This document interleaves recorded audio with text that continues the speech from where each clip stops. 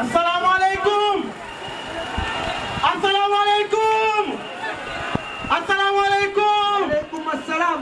gaa ñi balaa ñoo tàmbali dama bëggoon à 3 d'abord ñu chanter l'hymne national du Sénégal. 1, 2 et 3. Baissez tous votre rang, frappez les ballons fond. Le lion rouge a rugi, le dompteur de la brousse. D'un bond s'était lancé, dissipant les ténèbres. Soleil sur nos terreurs, soleil sur notre espoir. Debout frères, voici l'Afrique rassemblée. Fibre de mon cœur vert, épaule contre épaule, mais plus que frères, Sénégalais debout. Unissons la mer et les sources, unissons la steppe et la forêt. Salut Afrique, merci mon coordonnateur Aliou Sané. Gagné. Avant may tàmbali dañuy daal di fàttaliku ni rek kenn ci ñun wala boog ñenn ci ñun bés ni ki tey 31 janvier ñàkk nañu seeni bakkan pour xeexu askan ñenn ñi ñàkk seen bakkan pour xeexu étudiants yi nga xamante ni ci la ñu bokkoon.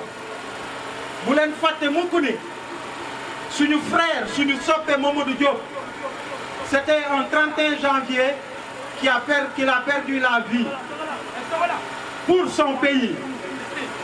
On se rappelle que dafa doon xeex pour préserver suñu acquis démocratique, dafa doon xeex pour que mu bañ a am 3e mandat, dafa doon xeex pour que ñi ñuy jiite ni ñu daan jiite peuple bi fippu ba ñu fexe ñu ñuy jiite ni peuple bi bëgg ñu ñuy jiite mooy ni mu waree.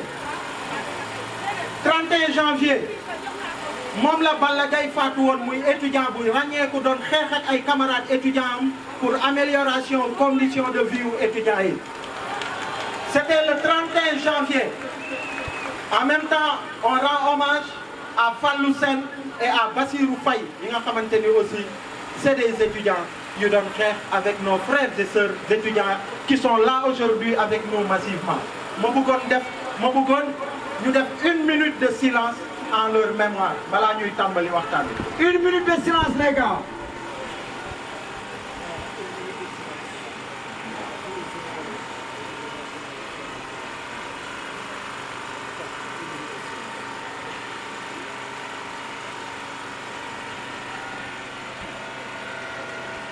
Merci beaucoup. Merci. Gagné le premier message bi may wax mooy ñi fi nekk ñëpp Y'en a marre taxu leen a ñëw, FRAPP taxu leen a ñëw, Gilet rouge taxu leen a ñëw, SNP taxu leen a ñëw, PASTEF taxu leen a ñëw, PDS taxu leen a ñëw, keneen taxu leen a la ñëw. Sénégal moo leen tax a ñëw. bëgg Sénégal mooy bax ci seen xol yi ba tax na samay frères yi ma dégg tout à l'heure ñuy naan au palais di naan au palais engagement boobu moo bax seen xol. injustice bi ñu gis suñu frère Guy Marius Sagna di ko subir ñu koy xoqatal ñu ne c'est lui de l'homme de l'année mu am un consensus fort autour de ça mais aujourd'hui cet homme de l'année se retrouve injustement emprisonné par un pouvoir bandit. loolu moo waraloon ñu ne au palais te gaañ li fi nekk comme force muy ay jeunes li fi nekk di suñuy mag di suñuy papa di suñuy maam di suñuy nijaay tey bu ñu décidé woon dem palais kenn mënuñu téye. tey bu ñu décidé woon dem palais kenn mënuñu téye. Parce qu'on a cet engagement, on a cet amour pour notre patrie, te Guy Marius Sagna gënuñu gore. te loolu c'est un message pour le pouvoir. C'est le 3e grand rassemblement que l'on fait. Et j'espère que pour une bonne fois pour toutes, buñ fi jógee tey, ils auront une bonne lecture de ce qui s'est exprimé aujourd'hui. Parce qu'on n'aura pas toujours la même patience. Parce qu'on n'aura pas toujours la même patience gagnée. on n'aura pas toujours la même patience. Loolu mooy la première chose bu ma bëggoon wax. La deuxième chose mooy yokkutewu prix wu électricité bi jaratul sax ma ciy xuus torop ñëpp constaté nañ ko facture décembre yi déjà wane na ko sénégalais yi tàmbali nañu sonn déjà mais waxatuma sax yokkutewu facture électricité yi ndax waxoon nañ ko ca njëlbéenu ñoo lànk nee nañu ni mbir mi c'est un tout gis ngeen tey ñu ngi naan diwlin bi moo mujjee yokk litre bi jóge na de 900 francs à 1000 francs CFA 1300 ñu ne tonne ceeb bi jóge na de 240 000 à 280 000 francs CFA. C'est assez. ñu ne ñu meew mi paquet bi passé na de 42 500 à 60 000 francs CFA gagné. ëpp na. Gagne, le peuple souffre, le Sénégal souffre, les Sénégalais sont fatigués. Les Sénégalais sont fatigués. Loolu moo waral nag dinañu woy ci xeex bi. Encore une fois li ma wax ca njëlbeen on n'aura pas toujours la même patience. L'autre chose mooy bi pression bi tare pour une fois à la veille d'une manifestation ñu jox ñu suñu autorisation à 15 heures loolu c'est pas nii rek c'est pas à cause de nos beaux yeux c'est parce que sentir nañ ni peuple bi mu ngi fippu et que peuple bi mu ngi mobilisé wu pour que lii mu dàq ils ont eu cette lecture ils l'ont compris et gis ngeen démb le président de la République Macky Sall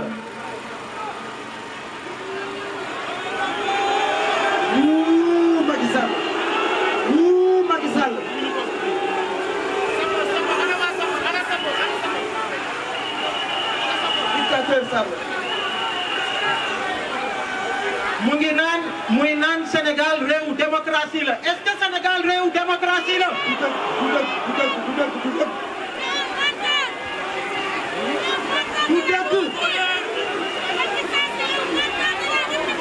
Et ci li muy wax il a parlé d'autorisation c'est-à-dire ñi bëgg marche il faut que ñu lëkkaloo ak ñi nga xamante ni ñoom ñoo yor administration bi pour que ñu leen di autoriser ay marche est-ce que ci régime autorisation la ñu nekk. régime déclaration la li war à chaque fois dañ koy def bu ñu waree marche dañuy marche sànq Malal Talla ci sono bi teg nañu ay son yi nga xamante ni ça l'a mis face à ses propres contradictions bi mu nekkee ci opposition bi.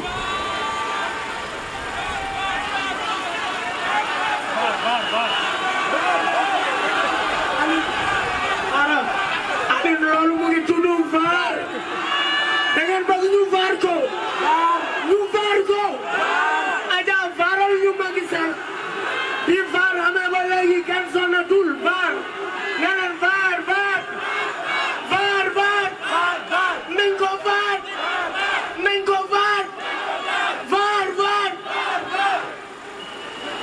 donc gaañi ci biir wax bi sax président dafa ne ni dañuy dee encadré ba day am sapeur pompier yu fi nekk est-ce que sapeur pompier yaa ngi fi est-ce que gis ngeen fi sapeur pompier.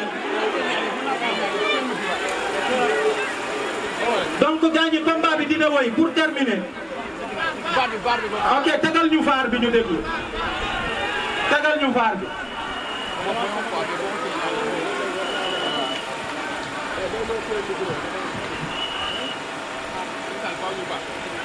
VAR bi pare na.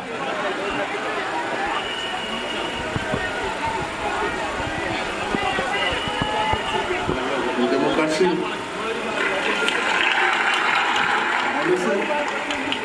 L'exercice des libertés publiques est garanti et ne souffre d'aucune limitation, sauf, je dis bien sauf, nécessité de prévenir les risques de troubles à l'ordre public, de garantir la libre circulation. Merci beaucoup Adja waxtu bi daf ñu dab waxtu bi daf ñu dab gaañi damay daal di rek daaneel pour wax ni Inch'Allah, nos langues demeurent plus fortes que jamais. Et qu'à partir d'aujourd'hui, on va les attaquer sur tous les fronts. Sur tous les fronts, on va les attaquer. Gis ngeen ni déjà premièrement am na organisme de défense des droits de l'homme yu mel ni Amnesty, yu mel ni Ligue sénégalaise de défense des droits de l'homme, yu mel ni RADDHO, yu mel ni article 19 am na travail bu am solo bi ñu entamé démb au niveau de l'international ca CEDEAO ca ONU pour que détention arbitraire u Guy Marius Sagna bi ñu dénoncer ko non seulement mais appeler à l'ordre le régime de Macky Sall. Gis ngeen aussi diaspora bi Paris suba Inch'Allah dinañu mobiliser wu waa Paris gis ngeen waa Bruxelles démb mais bu ñu jógee ci loolu gaañi je vais terminer par dire que notre patience, notre esprit citoyen, notre sérénité a des limites. Notre sérénité a des limites. Notre patience a des limites. Notre patience a des limites. Le combat va s'intensifier et on va les attaquer sur tous les fronts. Déglu leen rek di ngeen dégg bu soobee Yàlla. Jaa ngeen jëf. Merci. Merci beaucoup. Malal Kilifa. Malal. Waaw.